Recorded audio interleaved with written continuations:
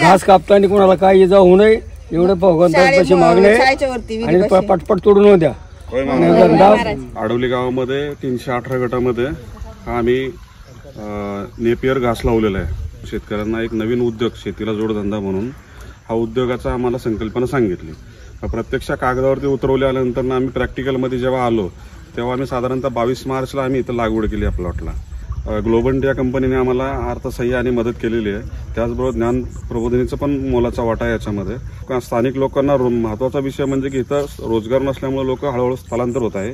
लोकांना शेतीमध्ये मजूर मिळत नव्हतं, आता ते मजूर स्वतः लोक करायला लागले, त्यांना मजुरी त्यांना मिळायला लागलेली आहे आणि कंपनीचं काम अतिशय चांगल्या प्रकारे चाललेलं आहे. 1 एकर शेती दिली तर पहिल्या वर्षी तुम्हाला 24,000 रुपये, दुसऱ्या वर्षी 30,000 रुपये आणि दुसऱ्या वर्षी 30,000 रुपये आणि तिसऱ्या वर्षी 36,000 रुपये असे तुम्ही देणार. तर ती शेती तुमची आम्ही 3 वर्ष भाडेतत्वावर घेतली जाणार. त्यामध्ये सर्व जे बियाणं, युरिया व इतर लागणारा खर्च तो सगळं ज्ञानप्रबोधी व ग्लोबल या संस्थेमार्फतच केला जाणार आहे. तर अशा 2 ते 3 मिटिंगी घेऊन साधारण पहिल्या 20 एकरमधली नावनोंदणी करून घेतली. गावातीलच लागवडीसाठी महिलांना रोजगार निर्मिती व्हावी यासाठी गाव पातळीवरच्याच 3 गावांमधील महिला घेऊन 2 महिन्यात आम्ही 20 एकर लागवड पूर्ण करून जूनपर्यंत साधारण 43 एकर लागवड पूर्ण केली. प्रत्येक मुलाला आम्ही 1.5 ते 2 महिन्यात 1 लाख रुपयाचा फायदा करून गेला.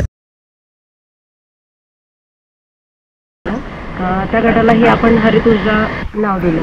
त्याच्यानंतर त्याचे सगळे व्यवहार हे सेंट्रल बँके थ्रू चालतात. लोकांना म्हणजे आपण शेताचे भाडे देणे, मजुरी वगैरे ते सगळं बँके थ्रू व्यवहार होतात. चेक असेल, कॅश असेल, असे सगळे व्यवहार चालतात.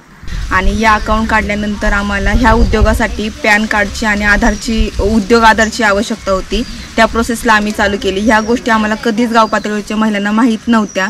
पण उद्योग आधार काय असतं त्याचं पण आम्ही लायसन काढून घेतलं.